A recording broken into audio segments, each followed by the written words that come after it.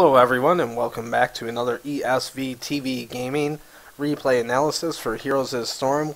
We'll be doing Brightwing yet again today. I know Brightwing's been the last couple videos now, but I've been using her a lot in solo queue. I believe she is the strongest support, and I don't see a lot of people using her yet.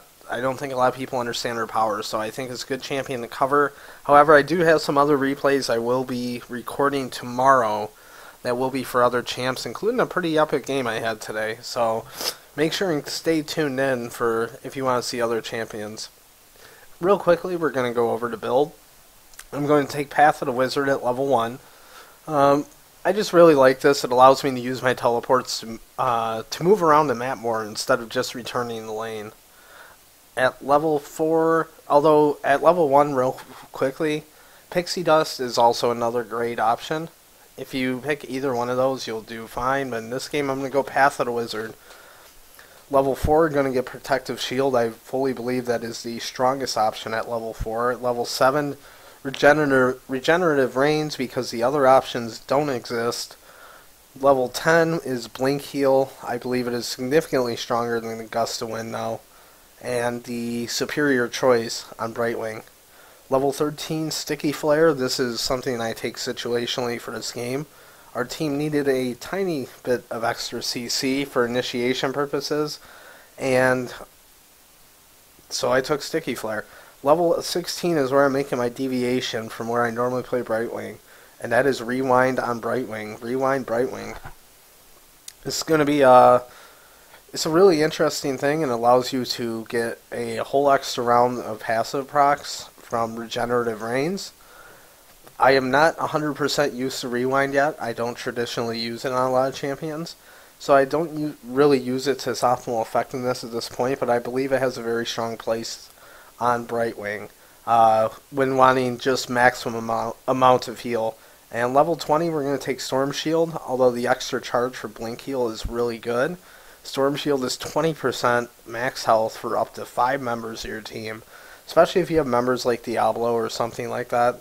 That can be a lot of health. That's a lot more than one charge of Blink Heal. I think Storm Shield is by and far the best option available through Brightwing at level 20. And unless you really need an extra charge of Blink Heal for something, probably the only thing you should take. So without further ado, we're going to get into the game right away. Alright, here we are back again. We are on Blackheart's Bay today. This is going to be another... Actually, one moment. Music helps. This is going to be another commentary by ESV Diamond. And today, I am on Brightwing. I'm doing Rewind Brightwing. This is a little bit new and different for me. I believe it's a pretty major change to the build order, as the polymorph options are very, very strong. And in most situations are probably a superior choice.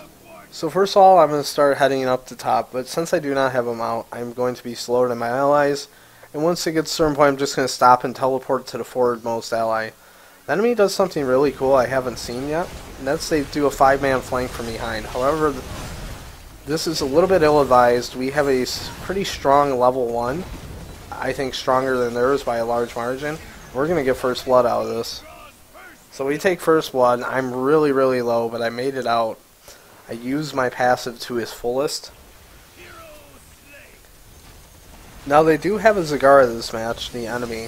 So one thing you want to be on the lookout for, and you'll see me be very active about throughout the entire game, is to deny her creep. Creep tumors provide vision, as well as additional speed and health regeneration when Zagara's on it. They give her a lot of extra stuff, as well as they're the only item that can provide vision of an area that champion's not in. So with that in mind, you need to really deny creep. I think it's the key to beating Zagara. So I'm going to sit back here. I'm so low I cannot even get near the fight because one auto of anything kills me. But I managed to heal up. I really should have cleared that creep tumor in the middle, but it's not the end of the world. I wanted to get the bottom chest, and this is going to work. That Zagara is dead. and we have great positioning on them. Although they picked up that coin, that's a bit disappointing. So we're going to try and take out Raynor. Our Kerrigan's in a lot of trouble, and there's nothing I can do to save her. I'm at level 7. There goes the jumping shark. And we're going to keep pushing through. We get a little bit greedy here, and I don't remember how this works out for us. Realistically, you should not be here at this point. We are too deep. Especially considering we're all very low mana. Although we're all full health, we're all low mana. So I'm just going to queue various creep tumors as I continue on throughout the map, and you're going to notice that throughout this entire game, I'm trying to make a very active effort when I play to deny creep. I feel if you deny Zagara creep, the champion power is cut back significantly. So I was really low mana. I'm going to teleport back, make a play, help Kerrigan out. She's really low. She's on the run. But I think we can get her out of here. I use my E for a speed up. I use my passive to heal. And I polymorphed an enemy to prevent the chase. So as you can see, she's actually very grateful. She knows that saved her life. Make sure and always say no problem when somebody thanks you for something, or some form of your welcome. I see this a lot where somebody says like thank you so and so, and the person just doesn't respond, and it just feels really rude, and it might put your allies in a bad mindset like, oh geez, I said thank you and he's not even going to reply back. Take the quick moment to acknowledge them. Let them know you heard them. So this is a really good play. We picked off Lily, and now we got 3 bot. Oh, and look what we found over by the night camp. So this is bad news for an enemy team, especially if you manage to survive. I need to stay near Kerrigan so my passive procs on her as many times as possible. Boom. 3 for 0. We pick up the night camp. That could not have gone better. And we are now level 7. So I have regenerative reigns. I will keep talking about this until it's like a known and established fact on Brightwing. Level 7 is the biggest power spike, possibly on any champion in the game. Brightwing becomes a completely different type of healer at level 7 with regenerative reigns. That's why I almost never get called out Mule, even when we need to on her. I don't believe with the absolute amount of healing it brings, you would have to have some really weird comp to not want to take that. Like I said, the other options just don't exist as far as I'm concerned. So now that I have regenerative reigns, and they still don't even have their level 7 talents, we can push really long. However, we do have enough coins, although you cannot see the coin count at the moment. We do currently have enough coins to set off the pirate. And we need to head back. So we have a lot of map control. They really can't contest, but you got to be ready for them in case they do. Like the whole time I'm turning in my coins here, I have my finger on the Q, ready to fling that, ready to throw E on my Tychus and polymorph somebody. So now I notice the creep over here. I'm going to go clear the creep, and this is what I was talking about, by the way. Now remember, real quick, you cannot see creep tumors, but you see this circle? It always spreads out perfectly circle. So it's always going to be in the center. You can absolutely take out creep tumors without vision very, very easily. That's something you're going to have to learn as a player against Zagara, or she will get so much vision and so much map control that there's nothing you can do about it. So anyways, resuming the game. This is good. We catch them at Siege Giants. This is risky by us. We are really deep in their territory, but we are really far ahead also. And we end up getting the Siege Giants for free, so I'm in a lot of trouble. I think I'm going to die here. I should die here, to be accurate. When you're on this map in particular, something else I need to pause this for. You can't see it right now because I have full vision on. But when I darting in and out of here, obstructs the enemy's vision and allows me to reduce the damage I take. Use these grates as a very big engage disengage tool. It's a really strong point of vision. Now look, I'm already back up to quarter health, so I can sort of hang around still. But I'm going to go help the War of the Diablos flip city. So we're up to level 10. They're at level 8. We got big advantage now. So I'm going to go back. We're going to turn in coins. They're very likely going to contest. At least that's our assumption. So I'm going to immediately teleport. Oh no, I teleport top. Weird. So okay, we saw they wouldn't contest. That's what it was. We saw one of their guys somewhere on the map. So I'm going to go top, and this is the power of Brightwing. Why I believe Brightwing is, aside for the insane amount of healing, which is something strong that she brings the utmost map mobility of any support. She is everywhere, yet she is nowhere. She is in bottom lane, then hey, she's in top lane, fully healed, went back to base. Like, Brightwing's crazy to mobility. If you are a support player and you are not playing Brightwing, you need to immediately change that. So I'm going to come around here and I'm going to destroy the creep. I think I'm actually going to miss my second Q. Oh, never mind. That's later. Yeah, this is really bad by us. Don't do what we do here. I remember this. Wombo combo. We get obliterated. There. So, we get aced. Not good. Don't do that.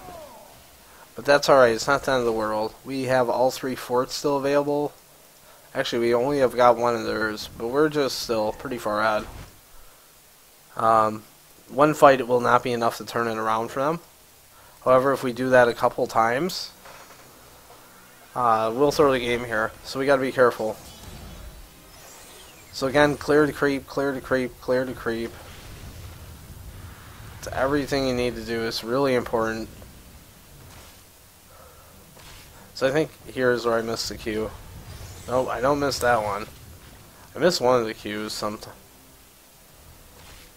Oh, maybe I'm thinking of a different game. Anyways, now we just took out a ton of vision from them. We just took out a lot of regeneration and move speed from Zagara.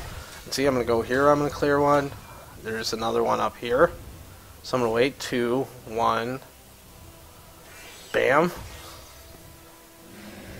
And although they know we're moving up to Golem, they just don't have enough vision to do anything about it. They can come and die.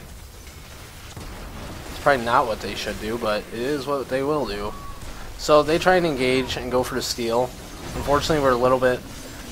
Diablo did not get close enough when he ulted. If Diablo would have ulted a bit closer to us, I think we actually could have took some significant damage there. So that's a really good Zagara ult. She got 3 people. Quick thing. I'm going to go back. Because I almost noticed I did this. Alright, so we're chasing them. Blah, blah, blah, blah. That's not important. We're getting kills. I see that. See that? That's a drop pod. You know what's in that drop pod? A mule. You know what mules do? Repair buildings. When you see that drop pod, kill the little thing that comes out of it. So watch. Here comes the mule. I'm just going to go there and kill it. And then blink back out. If you kill the mule, you will save yourself it's a very cost-efficient thing to do. It's worth taking a couple auto attacks off of a building or a champion in most cases. So they're going to make a decision here, and this is really what I want to more or less go over in this replay, more than anything, and that is when to trade objectives. We have Golem and all 5 people here. They have decided to dedicate Lily and Raynor to down here. Now they do have Knights on their side. That's very strong. However, we have a Golem and 5 people. When we realize they are committing heavily to this, we're going to continue the push. We make the call here, go push, push, push. And why do we make that call? Because of a couple scenarios. One, we know they have 2 people really far. And if these people spend time recalling, we're still going to get to the gate and likely get the gate in both turrets before they can get back. What's more important, and the biggest thing for making this call, is that a Golem, the boss camp, pushes significantly harder, faster, and absorbs more damage than a Knight camp. And additionally, part 3 is we have 5 champions. They're pushing with 2. The longer they stay down here while we're pushing, the worse it's going to get for them. Watch what happens. I'm going to unlock and not so much follow myself here. and show you the overall. So we're going to continue with the push. And look, they're trying to get the outer fort, and here we're on to the gate. The golem can tank an incredible amount of damage from turrets. Alright, look, we're taking down a turret. We're about to take down the gate. The other turret's a little bit hurt. They just got the fort, and they made they recalled. I want to say they made a mistake of recalling, but they had to. If they didn't, we would just straight win the game. They made a mistake of recalling way too late. They should have, as soon as they saw us group up as 5, like over here-ish, when that tumor spotted us 5 moving with the golem, that's when they should have recalled. So, watch what's going to happen because they just recall a little late. Watch what we're going to do to these poor fellows. So one thing about Brightwing in particular is you have an immense amount of healing for sieging. And your healing works on so much stuff that I'm healing the golem here and keeping this golem alive longer. Brightwing is an excellent siege unit. You have to make sure though that you don't put too much faith in your heals and make mistakes like this. So a couple things go wrong. First of all, Tyrael is diving their Nexus. It's my buddy. I don't know why he did that. So second, we didn't kill the mule. Watch, the mule's going to be right there. Yep. So the mule's already healed a couple %. We lost a couple % off Tyrael. And if we had that couple %, let's see. Let's look at that health bar. Where is it?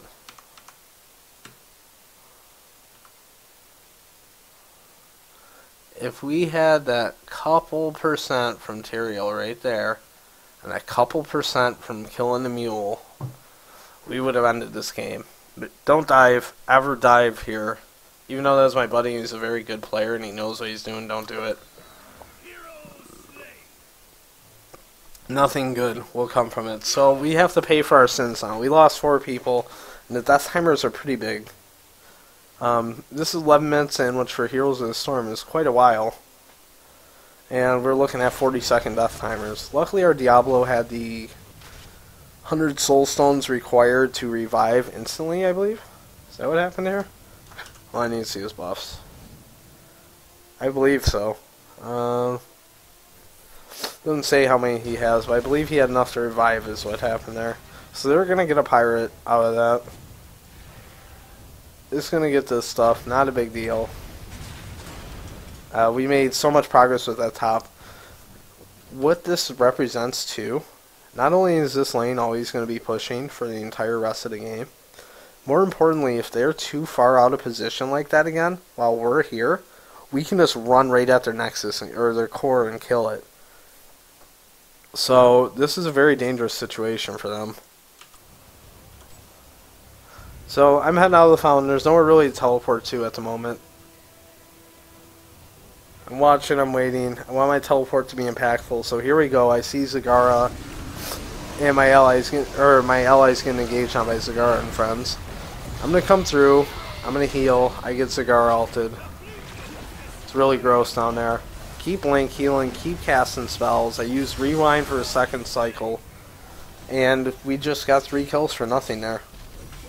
Whatever small lead or opportunities were presented to them off acing us in their base are now gone. They just threw that out the window by allowing us to do that. We have complete map control again. And I believe, yep, I go clear out some creep here. Again, this is what I'm talking about with Zagara. Always clear the creep. It's really annoying with Brightwing because you have 6 seconds for creep tumors. So, again, I can't see these creep tumors. So what I see, just so you know, like let's watch from my view. Maybe not.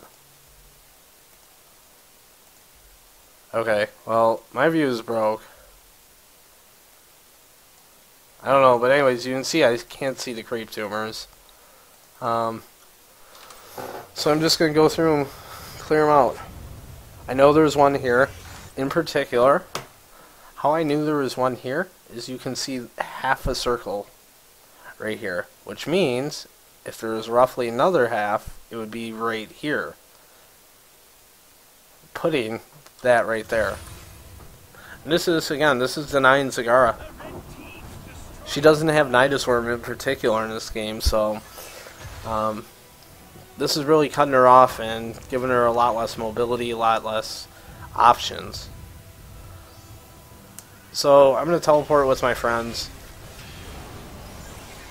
This is actually pretty rare. Normally you don't really push until the wall, the gates, or the towers and gates are down for their fort. This is why. In this map in particular. So I'm dead. I made a mistake there. I was too far.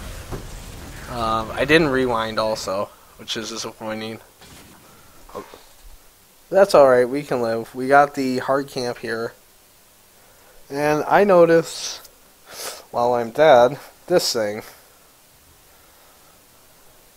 Be very aware of the respawn timers. Watch what's going to happen because we plan out to get this beforehand. I am literally just watching this, waiting to revive and teleport there. Their team spots it and gets an idea to do it, but they don't do it in advance. They sort of think about it a couple seconds after it happens. So normally we would be right actually on the golem. However, my buddy Arterial player is extremely greedy. That's fine. We're going to get the big golem now. Remember what I said about being out of position? And how they have this constant threat right now? Let's look at that right here. We have both a knight camp and a golem camp pushing top. They are mid and bottom. We see that, so we can just push to win here. We have a lot of pushing power, and we have a direct access to their core. Roughly at this point, I believe their core is at somewhere in the 40% range. So I take a quick moment, figure out where the creep tumor is, kill it. This Zagara has almost no creep on the map, because we've just been so active about taking it out. And I learned our lesson from the previous team fight, and made sure and stayed back when Diablo was ulting. So I need to try and save our Diablo here right as he comes out of Zagara's ult. Luckily Blink Heal is really strong, and so is my passive, and we now have complete control of this game. And we're going to push to win. They cannot stop the golem. Look how low that Nexus is. I am, one thing to be aware of, and I screw this up a lot, be aware of where this fort is. The range is shockingly long. And a lot of times you take a ton of damage like I'm doing right now from it for no reason whatsoever. I'm going to die because of that actually. But it doesn't matter. Golem's too big. The laser's too big. Or maybe. Did they survive? Oh no, the mule gets stunned coming out of the thing. Yep. And that's it. GG guys. That's another Brightwing win.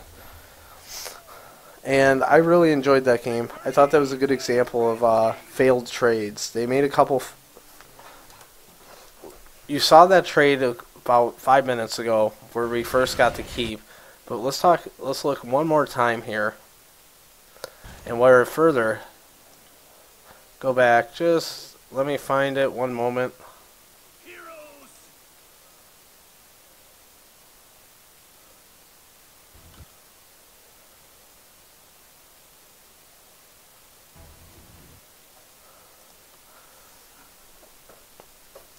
Hold on one sec, guys. Just wanna... Anyways, I'll just go ahead and talk about it here. They wanted to go... So they wanted to make the trade-off of turning in coins, taking these camps, as well as pushing bottom lane all at the same time, and possibly trying to get Kerrigan. The payoff for that trade is we're going to barrel right down top, and they're going to be... They need to be engaging this Grave Golem after it spawns. Like, they need to start wearing it down right here so they can be attacking it all the way through here, all the way through here, all the way through here, all the way through here. And by the time it gets to the core, there's almost no health left. What they're going to do, what they're going to pay for to turn in, they turn in 6 coins, they're going to try and turn in 2 more, and also push these things. Watch... We're going to go at 4 speed here. Just watch the mini-map mainly. That's what we want to focus on. So watch. They want to get that bottom map positioning. They want to get that under control. And watch where we're going to make them trade for it. They were completely not ready. They didn't even first touch the golem until it's already inside their base. The grave golem in any map is very strong and cannot be ignored. So that's all the game for today. I'm going to be uploading a bunch of videos tomorrow. I have a really epic game to show you guys, as well as some other stuff. There's going to be tasks that are different supports, maybe some Uther, Malfurion. So make sure and tune in next time. I will be presenting more replay commentary, and I think we're going to have some really cool events coming in, guys. So real quick, I'll show you the final stats. I healed for 65,000 damage. I healed for more damage than almost any 3 of their heroes did. I negated almost 3 heroes worth of damage by myself. So that's really strong. And here is the talents for everyone. If you are a talent junkie, press the pause key right now so you can check out all these talents, because I'm not going to leave it up for too long. Thank you everyone for tuning in, and again, make sure and check back tomorrow and each and every day, as more and more replay analysis and games will be posted on this YouTube. Have a good one.